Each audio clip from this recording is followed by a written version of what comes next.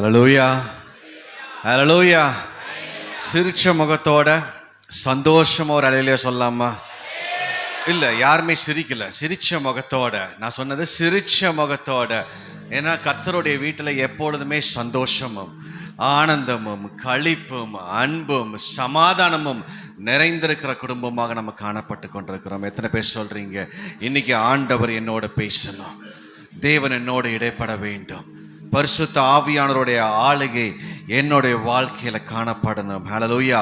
நம்ம வாழ்கின்ற நாட்கள் கடைசி நாட்கள். எத்தனை பேர் விசுவாசிக்கிறீங்க? இயேசு கிறிஸ்துவோடைய வருகை மிக மிக சமீபமாக இருக்கிறது. நீங்களும் நானும் சபையாக ஆயத்தப்பட வேண்டிய ஒரே ஒரு காரியம் அவருடைய வருகைக்காக. நம்ம பரீட்சைக்காகவோ வேலைக்காகவோ அதெல்லாம் ரெண்டாவது இருக்கட்டும். முதலாவது நீங்களும் நானும் அவருடைய வருகைக்கென்று எதிர்நோக்கி ஆயத்தத்தோடு காணப்படுகின்ற ஒரு குடும்பமாக இருக்க வேண்டும். ஹல்லேலூயா. கர்த்தருடைய நாமம் மகிமைப்படுவதாக. இந்த அருமையான ஓய்வு நாள் காலை வேளைக்காக ஆண்டவருக்கு நன்றி செலுத்துகிறேன். ஆண்டவர் என்னையும் ஒரு பாத்திரவானாக இந்த இடத்தில் கூடி வந்த தேவனுடைய வார்த்தையை பகிர்ந்து கொடுக்கும்படியாக கொடுக்கப்பட்ட பெரிதான கிருபைகளுக்காக ஆண்டவருக்கு நன்றி செலுத்துகிறேன். இந்திய தேவ சபை ஊழியத்துக்காக சேவூர் பகுதியில் செய்து கொண்டிருக்கிற அன்பு பாஸ்டர் சுரேஷ் அவர்களுக்கும் சிஸ்டர் அவர்களுக்கும் இயேசுவின் நாமத்தில் நன்றி செலுத்துகிறேன். என்னையும் நீங்கள் ஒரு ஊழியனாக கன்சிடர் பண்ணி ஒரு வாய்ப்பை கொடுத்ததுக்காக ஆண்டவருக்கு நன்றி செலுத்துகிறேன். ஹல்லேலூயா. அதிக நேரம் இன்ட்ரோடக்ஷன் எடுக்க விரும்பல. சில நேரத்தில் பார்த்தீங்கன்னா இன்ட்ரோடக்ஷன் 10 நிமிஷம் பேரும், கன்க்ளூஷன் 10 நிமிஷம், செய்தி 5 நிமிஷம் தான் இருக்கும். ஆமென். அப்படி இருக்க நான் விரும்பல. கர்த்தருடைய நாம மகிமைப்படுவதாக. ஹல்லேலூயா. ஒரு சின்ன ஒரு இன்ஃபர்மேஷன், அதாவது பைபிளில் இருக்கிற ஒரு ரகசியத்தை உங்ககிட்ட சொல்லிட்டு செய்திக்கு நேராக போகலாம். ஆமென். எத்தனை பேர் ஆசையா இருக்கிறீங்க? ஏன்னா வேதம் சத்தியத்தை நீங்க எவ்வளவு தூரம் அறிந்து கொள்றீங்களோ அதன் மூலமாக தான் விடுதலை. ஆமென். சத்தியம் போக போக போக உங்களுக்கு உள்ளால இருக்கிற ஆழத்தில் இருக்கிற இருள், வெறுமை, எல்லா அசுத்தங்களும் அது ஆவியானவர் அசைவாடி கொண்டுட்டு இருக்கும் போது விடுதலை ஆகாது. ஆவியானவருக்கு வார்த்தை வரும்போது தான் விடுதலை ஆகும். ஆவியானவர் அசைவாடி இருக்கு. ஏன்னா ஆழத்தில் மேல், ஆமா, அங்க இருள் இருக்கு, ஒழுங்கின்மை இருக்கு, வெறுமை இருக்கு. இதுதான் பூமியோட ஒரு கண்டிஷனாக இருந்தது. ஒண்ணுமே இல்லை. பிசாசு வந்து எல்லாத்தையும் நாசமாக்கிட்டான். பெரிய இருள் சூழ்ந்து, இருள்னா பிசாசின் ஆதிக்கம். ஒழுங்கா படைச்ச அந்த பூமியை வெறுமையாக்கிட்டான், ஒழுங்கின்மையாக்கிட்டான். இப்படி இருக்கும்போது ஒருத்தர் டிசைட் பண்ணார், அவர் தான் ஆவியானவர். நான் போய் அசைவாட போகிறேன். அந்த அசைவாடிட்டு இருக்கும்போது அந்த இடத்துல எதுவுமே சரியாகல. அசைவாடினதுக்கு அப்புறம் தேவனுடைய வார்த்தை அங்கு விளங்க ஆரம்பிச்சது. அந்த வார்த்தை வரும்பொழுது அந்த இடத்துல போய் கிரியை செய்தவர் பரிசுத்த ஆவியானவர். ஹல்லேலூயா. நான் எப்பொழுதுமே சொல்லுவேன், பரிசுத்த ஆவியானவருக்கு பிடிச்ச ஆகாரம் என்ன தெரியுங்களா? மட்டன் பிரியாணிங்களா, குஸ்காங்களா, சிக்கன் பிரியாணி, அல்லது 120 rupees மீல்ஸ்? நோ. அவருக்கு தேவை தேவ வார்த்தை. வார்த்தை இல்லாமல் பரிசுத்த ஆவியானவர் அசைவாட முடியாது. வார்த்தை உங்களுக்குள்ள இல்லாமல் பரிசுத்த ஆவியானவருடைய மேன்மையை பெற்றுக்கொள்ள முடியாது. வார்த்தை இல்லாமல் நம்மளுடைய சரீரத்தில் கிரியைகளை பார்க்க முடியாது. ஆமென். அந்த வார்த்தை போக போக போக உங்க மேல இருக்கிற அபிஷேகம், உங்களுக்குள்ள இருக்கிற பரிசுத்த ஆவியானவர் மகிமையாக வெளிப்பட ஆரம்பிச்சிருவார்.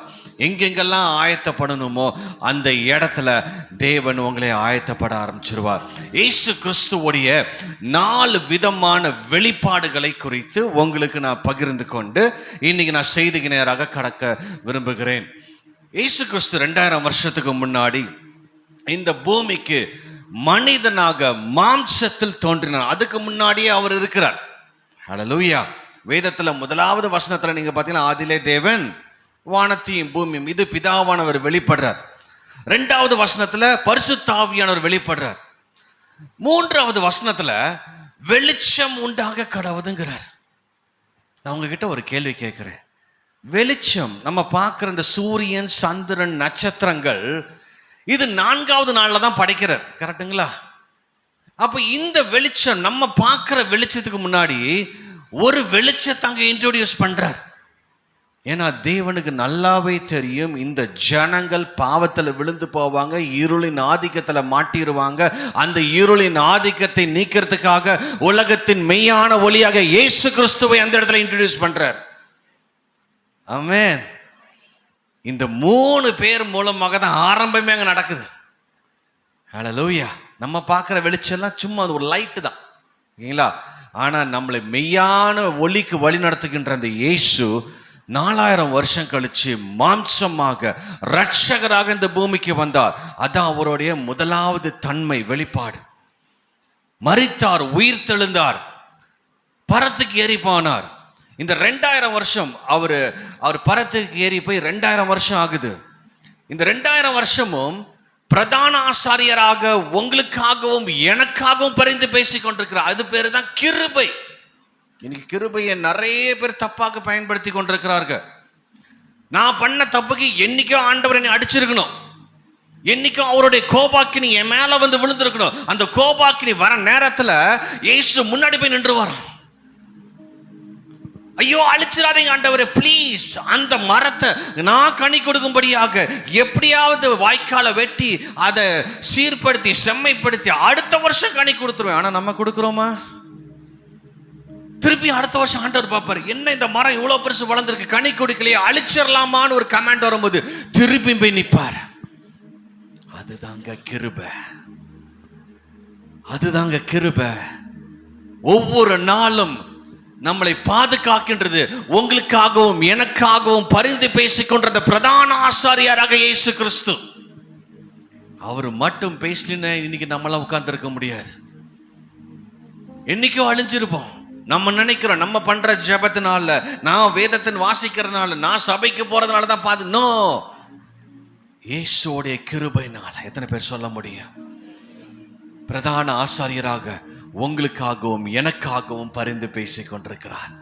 அடுத்தது 3வது வெளிப்பாடு, இயேசு மணவாளனாக மேகத்தின் மத்தியில வருவார்.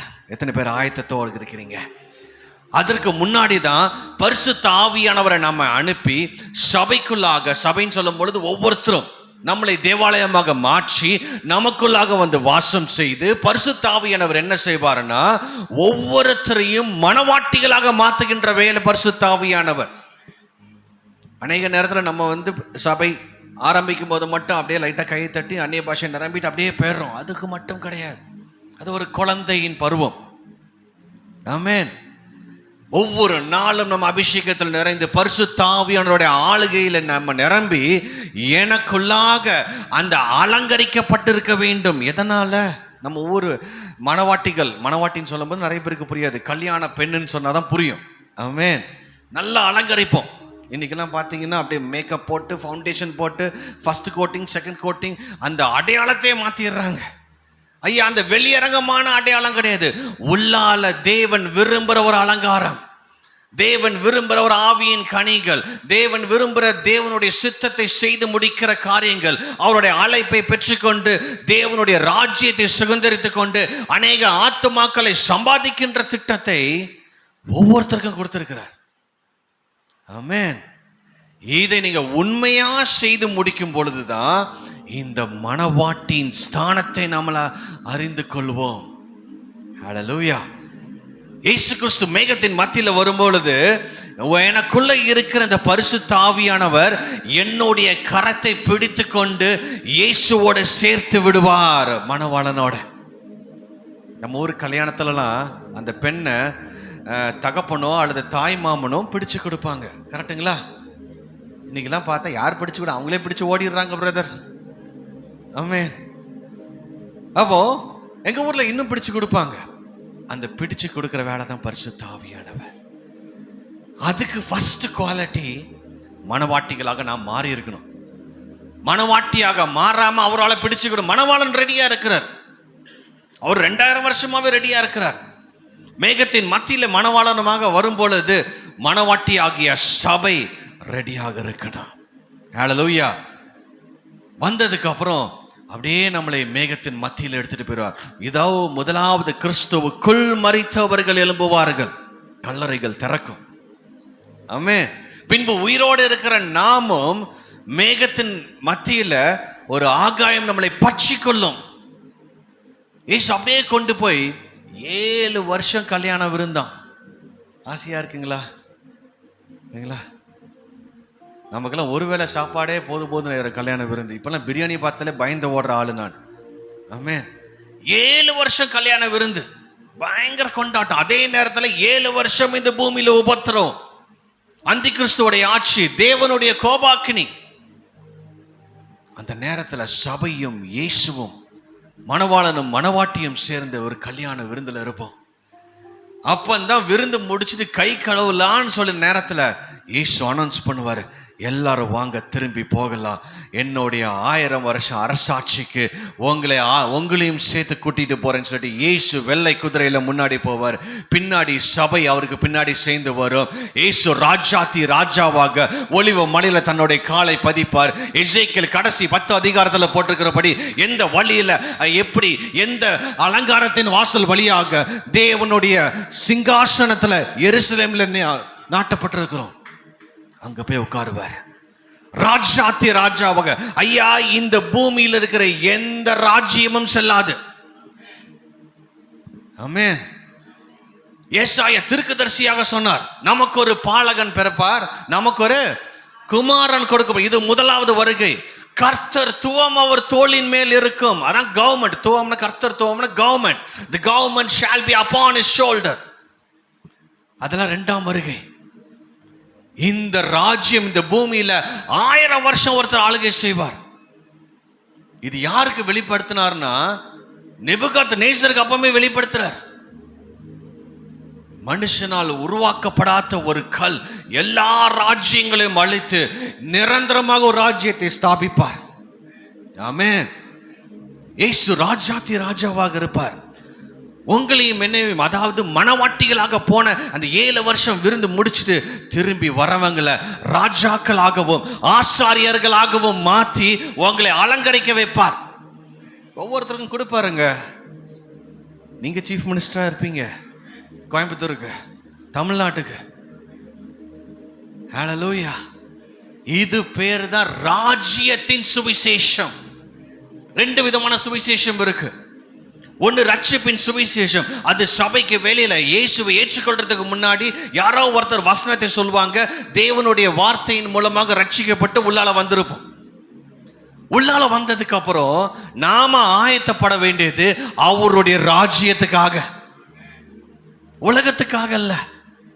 இன்னைக்கு நிறைய சபை உலகத்துக்காக ஆதாயம் பண்ணிட்டு இருக்கிறோம். எப்படி நான் சம்பாதிக்கலாம், எப்படி நான், அது கிடையாதுங்க. அதெல்லாம் பின்னாடி தொடரும். நன்மையும் கிருபையும் உங்க பின்னாடி வர வேண்டிய காரியம், அது முன்னிலையில வைக்க கூடாது.